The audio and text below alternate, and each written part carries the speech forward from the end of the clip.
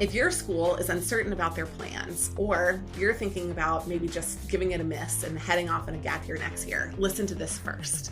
We're going to talk through 3 pros and 3 cons of taking a gap year and why there might be a better time for you to take a gap year than right now, based on stories from personal experience. The gap year.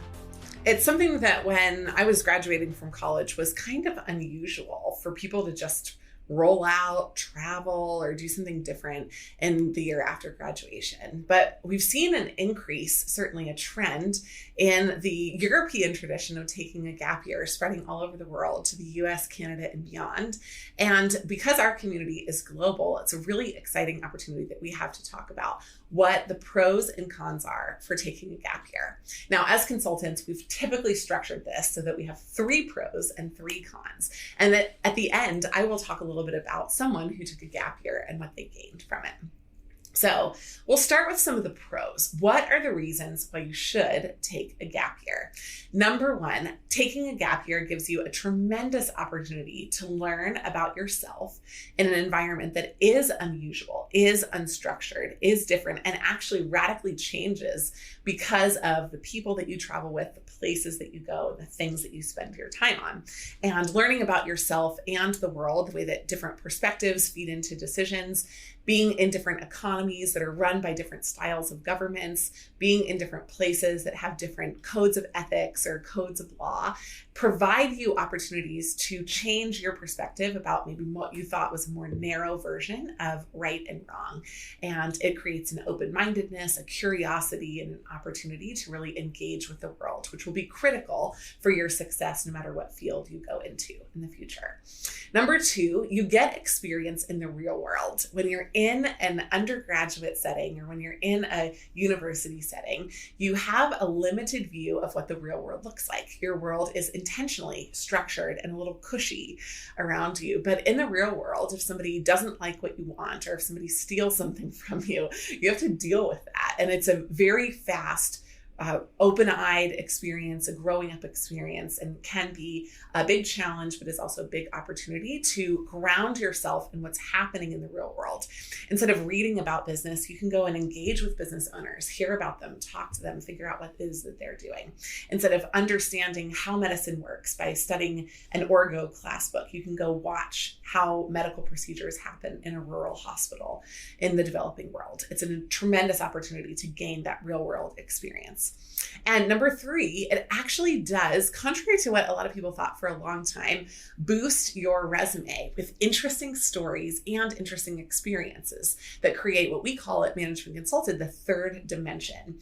So the first dimension is your education. The second dimension is your work experience. The 3rd dimension are the things that you're interested in, passionate about, and the things that you pursue beyond your education and your work experience. And that 3rd dimension, that well-roundedness, that wild card factor is what is often compelling for organizations that make you distinct. And for that reason, one of the recommendations that we have if you do decide to do a gap year is that you have a very intentionally focused and structured experience on having work experience or volunteer experience in the places that you go. So you have something tangible that you can put on your resume and talk about. So let's say you travel for 5 months and one of those months you're volunteering somewhere. The one piece that goes in your resume is that volunteer experience, but you can explain how you spent the 5 months traveling more broadly. So again, just as a summary, some of the pros are that you get this opportunity to learn about yourself in a new environment that's challenging and unstructured. Number 2, real world experience is invaluable. It grounds you, it gives you insight, it gives you opportunity that you never thought was possible. And number 3, it does boost your resume. It adds that 3rd dimension to your story. However, a gap year is not without challenges. And one of the challenges is that you need to be able to pay for it, either through the work that you're doing or from savings or from something else that you're doing. So it's expensive. But beyond that, there are some cons to doing a gap year. Number 1, it's a challenging opportunity. And because of the challenge and the engagement that you might have in a different direction, it's a opportunity for you to lose academic momentum. If you're on a pretty standard schedule and you start as a freshman and you go as a sophomore and then you move up to a junior and you go as a senior, there's just this natural cadence that your life is in and you're disrupting that. What does that mean? Well, it means that the study skills and the practicums that you put into place for the things that you were doing could be disrupted, and it might be harder for you to re-engage. It may even be harder for you if you strip yourself of the world that you've already known to go back and understand what the point is of the work that you're doing. In addition, it's a challenging opportunity for you to lose connection with some of your friends.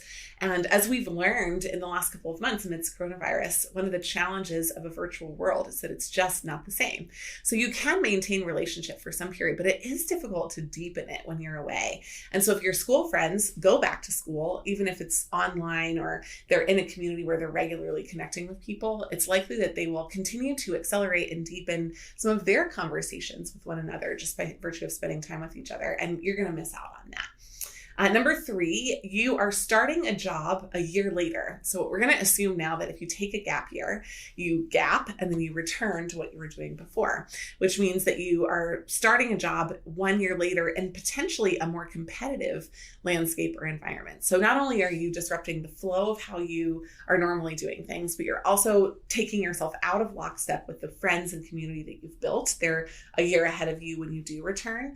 And then when they're going off into jobs, you're a year behind them in terms of earning potential and also in potentially a more competitive environment. So there are a lot of great reasons to do a gap year, but it should be really thoroughly considered. Now, I want to tell a little story about somebody who I know who took a gap year, and that somebody was me. I took a gap year after I graduated from my senior year in college, and it probably wouldn't have been something on my radar because I paid my way through college. My parents and I split college 50-50, and so I had to pick up odd jobs, find scholarships, figure out ways to get free housing, and I worked my tail off when I was in school to try to find some of those opportunities. In my final year of school, I was granted a full scholarship. So some of the time and energy that I had spent working, I was able to put into savings during that year. And about halfway through the year, a good friend of mine suggested that her parents had recommended that she go on a gap year. Now, she was fortunate. Her parents were offering to pay for her, but she really wanted to go with somebody, and that somebody had to pay for themselves. And that somebody ended up being me. So we went through the process of planning some of the places that we wanted to go to. We decided that we wanted to spend a block of time in Spanish-speaking countries so that we could develop our Spanish. We decided that we wanted to spend most of our time in the developing world so that we could live more affordably and volunteer more frequently. We also decided that we wanted to go to 3 continents. So we ended up in Central and South America, Southern Africa, and Southeast Asia. And one of the best things that we did on our trip was we set up at least one volunteer arrangement on each continent before we arrived. And then getting kind of looped into the volunteer network when we were there, we discovered nonprofits and partner nonprofits and were able to volunteer more broadly. So we worked with Habitat for Humanity, with a medical center, with a sex trafficking organization, and it was tremendously exciting and a great resume builder at that season in my life, which was kind of unanticipated. But probably the most important thing that I took out of that year was a revelation about something that I liked. And I realized that in my school environment, I really hadn't taken the time to reflect on what I liked and loved, what really made me come alive. And to my great surprise, I thought when I was going into the trip that it would be medicine. I love caring for people. I love being with people. And I thought of medicine as a very engaging, practical way to help people. And every time I was in a medical office or a medical center, I was bored out of my mind. But when I began to engage with people on questions of business, how do you source rice? Why is this road being built here? Are you selling online? And what are you doing with the online services that you provide? It unlocked in me this excitement and opportunity for developing businesses in every corner of the planet, which has been what I've now dedicated my whole career to. And so for me, the right time was then. I had an opportunity to pause my career and then to return to build a company or to go get a job afterwards. But I had completed my degree, so there wasn't disruption in what I was doing. And I was able to get all of the pros with actually very few of the cons of a gap year. And by the way, that that trip for us, it was 7 months. We spent $7,000 on the trip. We lived really cheaply, really affordably. Some of that was through a lack of planning. So when you're on the ground, you can often find things less expensively than when you plan ahead. A sense of adventure and the volunteer work that we did was able to really help us bring down our costs on both food and housing. And so I would recommend that you be as creative as you can within whatever budget you have to stretch your money to go as far as you want it to go. If you're thinking about a gap year and you want some career advice about how to position it as you go or how to set yourself up for career success before or afterwards, please reach out to us at managementconsultant.com. We'd love to talk about gap years, and we'd love to hear about your story and your reasons for what you want to do with your future. If you've decided to take a gap year and want help putting it on your resume, we'd love to help with a resume edit. And if you've decided not to take a gap year, we'd love to know about that too. It's always fun for us to engage with our community, and we do that on social and at managementconsultant.com. In addition, please subscribe to our podcast channel where we're putting out great content like this all the time. Thanks for listening.